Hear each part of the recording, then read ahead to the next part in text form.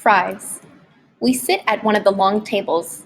Nearby are two students from my class, Jamie, the boy from Guatemala, and Nishan, the girl from Ethiopia. Hey, Jamie says. Hey, I say back. But I can't talk anymore because my mouth is already full of new tastes. Excuse me, I say when I have swallowed at last, but what is this amazing food? I hold up a brown stick. Fry, Hannah says. One of the 5 major food groups. This fry, it grows in your America ground? I ask. Hannah laughs, a sound like bells on a windy day. I suppose you could say that. You're Keek, right? I know because I asked your cousin. Hannah passes me a paper cup filled with strange and beautiful red food. Ketchup, she says. You dip your fries in it. I do what she says, then eat. You're a fine cook, I say. Hannah and Jamie and Nishan laugh. I feel glad I found enough words to make people happy. When a friend laughs, it's always a good surprise. Not knowing. I see your cousin at the apartment sometimes, Hannah says. He's a very quiet guy. I have to think for a moment. To eat such happy food and think about words at the same time is much work. Genoir, I say, has many worries. He seems kind of sad, Hannah says. I look at the fry in my hand with its shiny coat of red. I want only to eat and to not remember. But Hannah's words tug like tight rope on a calf's neck. Genoir lost his father and his sisters when the fighting came, I tell her. Hannah nods. Her eyes are blue and gray, or maybe green. I can't be sure. I remember a kind doctor at the camp with such eyes. How did he lose his hand? Hannah asks in a gentle voice. I don't know the words for this. Some English words I hope I never learn. Men came with guns and knives to our village, I answer at last. To be in such fighting, says Nishan, is very bad. And what about your family? Jamie asks me. I stop eating. I take a breath. My father and my brother Lal, they were killed by the government men. I saw it.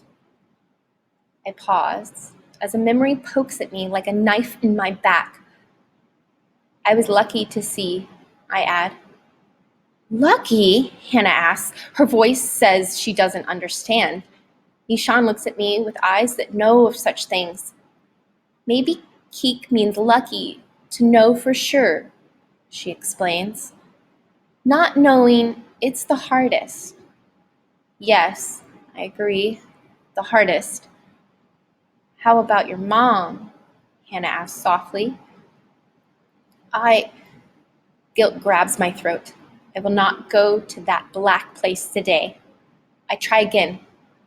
She'll come, I say. I'll wait here for her. Waiting is hard too, Hannah says, and I can see that she also knows sad places. I push my tray away. I'm not so hungry anymore. Home. I take the school bus home. It's a long yellow car filled with screaming, laughing students and many paper balls wet with spit. I don't think it would be easy to drive such a car. My aunt is sleeping when I get home. Genoir enters with a white basket under his arm.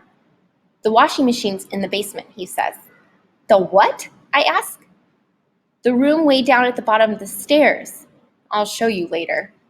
He surprises me with a smile like Lual might have made, a big brother making trouble smile.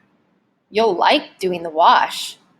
It's my job, but if you want, I might let you help. Sure, I say, although I don't trust that mischief smile. I remember well how Lual and Genoir used to tease and test me.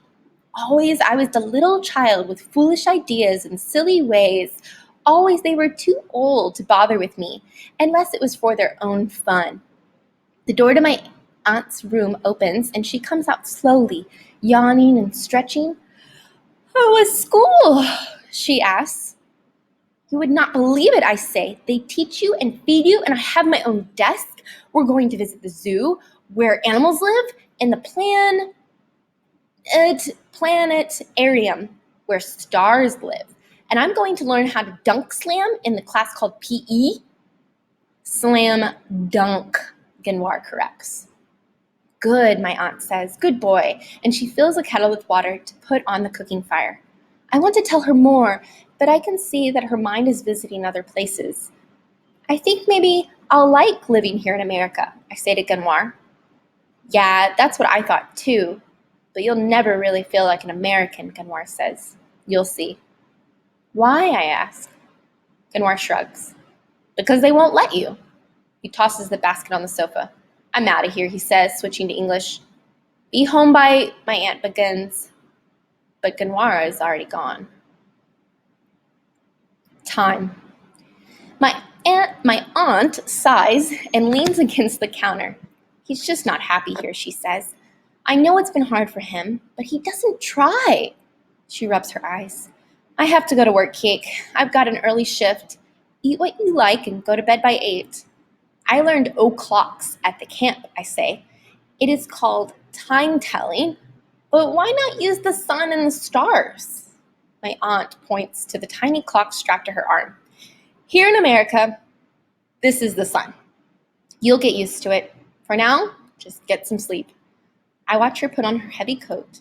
She isn't even at work yet, and already she's tired. I go to the door with her. I stop and try again. Are you glad that you're here? My aunt seems surprised that I would ask such a question. She thinks for a moment. The freedom is a great gift, she says, to choose your leaders, to walk the streets unafraid. But it's lonely here. And she hesitates. Hard. To change when you are older, to learn new words and new ways, that is big work. But for you and Ganoir, it will be easier. That's my hope, anyway.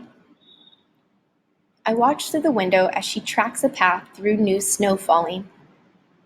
Her footprints catch the flakes, then vanish like pebbles in quicksand. Helping.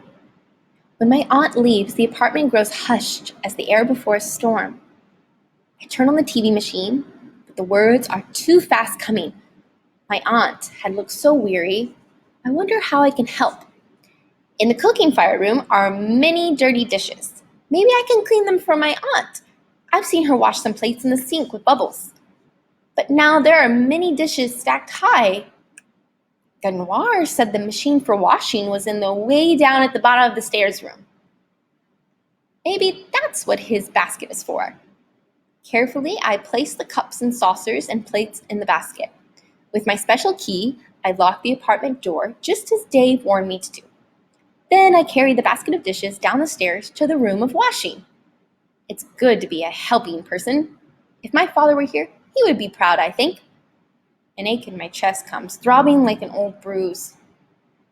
The way down room smells like a rainy day.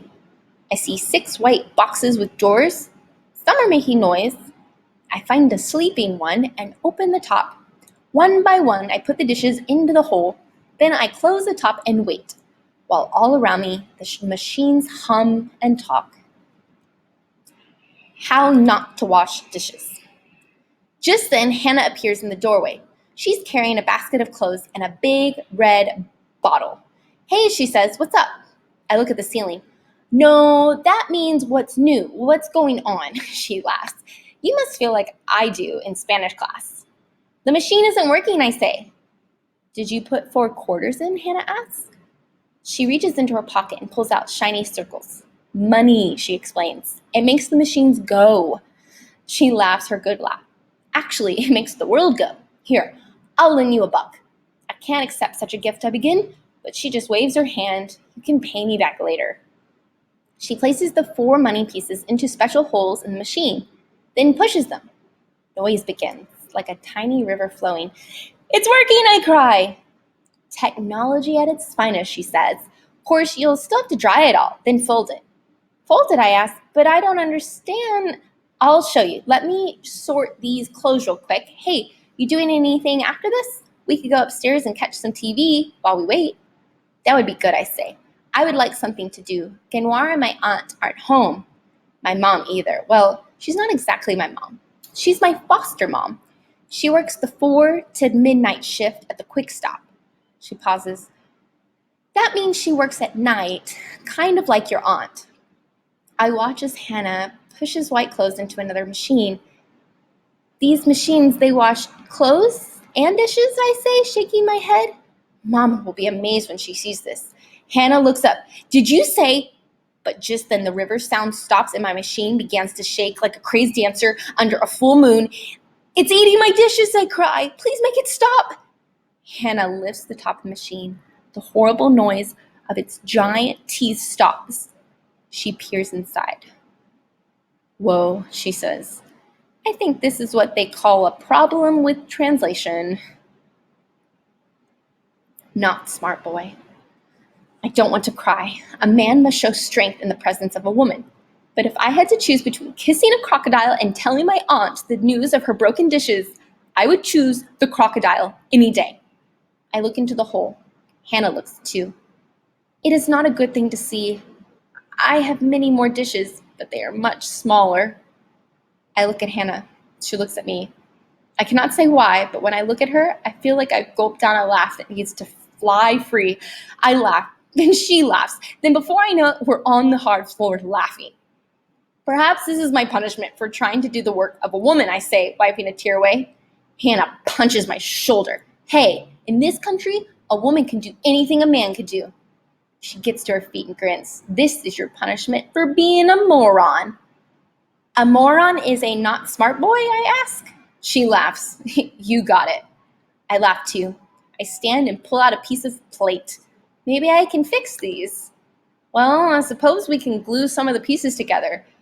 Put them in your basket and we'll see what we can do. But don't get your hopes up. I'm used to hearing that, I say.